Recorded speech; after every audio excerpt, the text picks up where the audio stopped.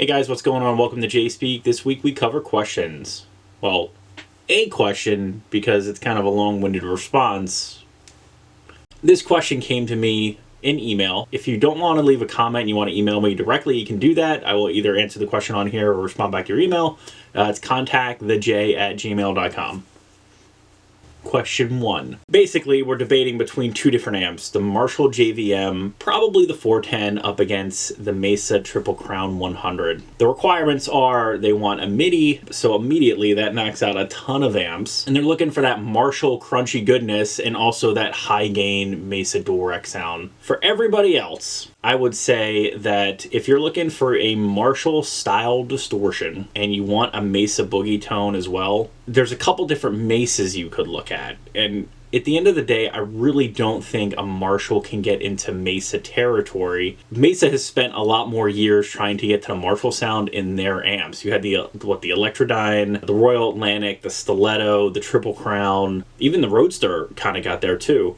So I would think if you're looking for these two types of distortions, not only do you need the ability to tweak the sound to get there, you also need the amount of channels you need, because I'm assuming that you want the Marshall on one channel and you want the Mesa on another channel, but you still want a clean channel. So you need a minimum of 3 channels.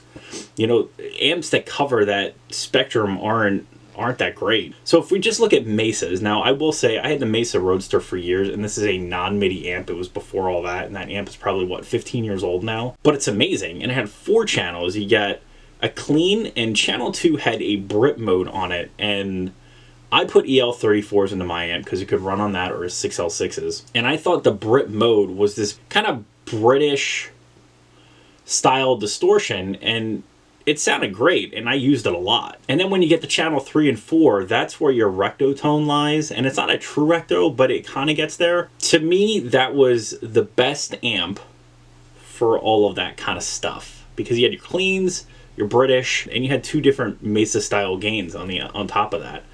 Had an effects loop, reverb, all that good stuff, but it wasn't MIDI powered, so I guess we can throw that one out. But for everybody else, if you're looking for an amp, I think that one's fantastic. The other runner-up would be the Mesa Mark V. Now, the 90-watt version boasts 3 channels, and I think its channel 2 has an edge mode. That mode is fantastic.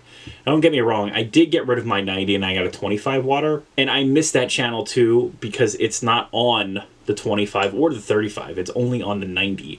And that mode on that channel is wonderful, and I think it's more in that British Marshall gain territory. Now, the Mark sound is different than the rectifier sound, but it's still very much Mesa in the end. So I think you're kind of forgiving one thing to get another. The new Badlander came out. I've heard some really good classic rock demos out there too, so I personally would like to get my hands on that, but I don't believe it's MIDI either. So we'll throw that one out too. Now, the Marshall JVM, I have the 205. I think it's a great amp. However, it's a little noisy. There's 2 channels. So I'm glad you said you wanted the Marshall 410, which gives you 4 channels. So in that case, I think you can get a variety of tones. You'll be able to do more on that amp versus the Triple Crown, but it's not going to be a rectifier tone. I don't think a Marshall can get there, truly. I think you need an EQ in the loop. You might need a pedal. I don't know. I think you're investing more in the Marshall than maybe you want, but also the Marshall is probably going to be cheaper than the Mesa, so you can kind of do what you want with that one. Now, the Triple Crown, I will be honest, I wasn't the big fan of the Triple Crown. I had a Triple Crown 50, and I was really excited when I got it because I thought, oh, awesome. It's going to be a Marshall-style Mesa with a rectifier tone. To me, in my opinion, it wasn't. Channel 2 was spectacular. Great channel 1 cleans, great channel 2 British style. I think it did that really well. 3rd channel was definitely high gain, but I never bonded with it. It sounded thinner to me than I would have appreciated. Now, the older dual Recs have like that sound, and it's not thin, but it's not like full either. The low ends kind of get flubby sometimes, so you got to be really careful with the guitars and your settings and your cabinets and all that. I wasn't the biggest fan of the Triple Crown. I don't know that I'm a huge fan of the JVM either, because I think there's better amps out there, but when we're talking MIDI enabled, that really changes what you're able to do. because a Marshall can't fake a Mesa, but a Mesa does a pretty good job of faking a Marshall, I'd have to say the Triple Crown is the way to go.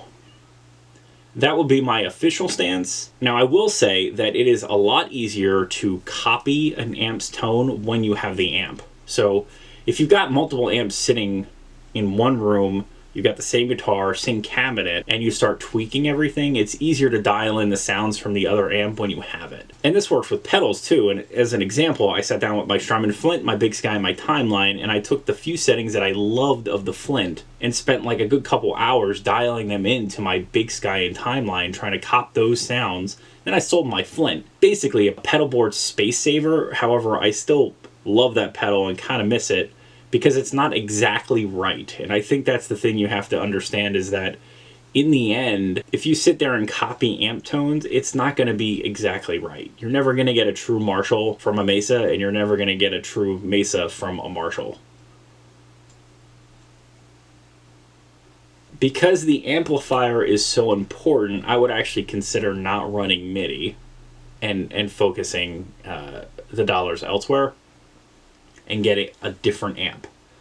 But like I said, I think the better bet is getting the Mesa Triple Crown, just because I think it'll serve you better, because you want that Mesa tone and you want that Marshall tone. If you want a little more flexibility and you want an additional channel, I would go with the JVM. And I think you can have it for cheaper than you could get a Triple Crown, so it might be worth like getting a JVM, trying it out, and then making the decision from there.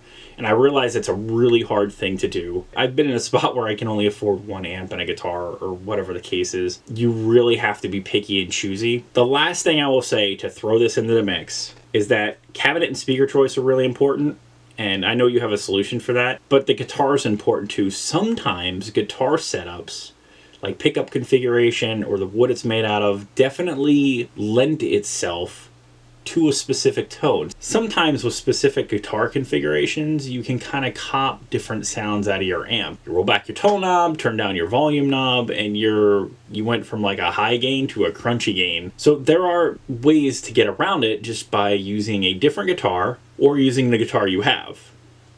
Might be an option. I apologize for the long-winded response. It was kind of a lengthy email, but I wanted to make sure I detailed everything for you. And hopefully this helps some other people too, because I find this is a common issue where you love two different iconic sounds, and how do you get them together in one amp? And truly, I don't think there's any amp that does it. You're kind of either in that UK camp or the American camp as far as distortion goes, and they all don't necessarily intertwine. So I think we do our best to imitate with the main amp we want. So I hope that helps, truly. If you have any questions or comments, please leave them below. Or you can head up the email, ContactTheJay@gmail.com.